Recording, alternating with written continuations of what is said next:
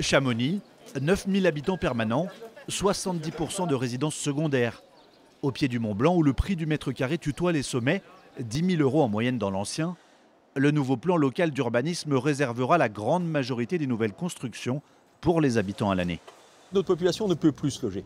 La seule possibilité que nous avons, dans un contexte où il nous faut maintenant être très attentifs à la destination des biens, eh bien effectivement, c'est de zoner et de dire ces secteurs vont être réservés pour nos habitants permanents.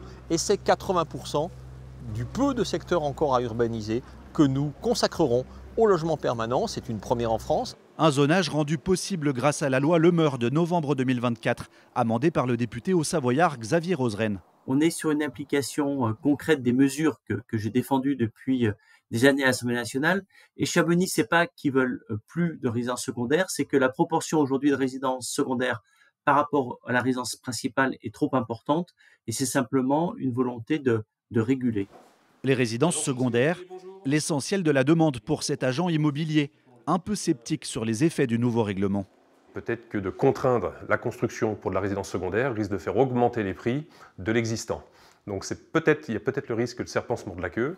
Pas toujours facile en effet pour les locaux de s'aligner face aux acheteurs étrangers.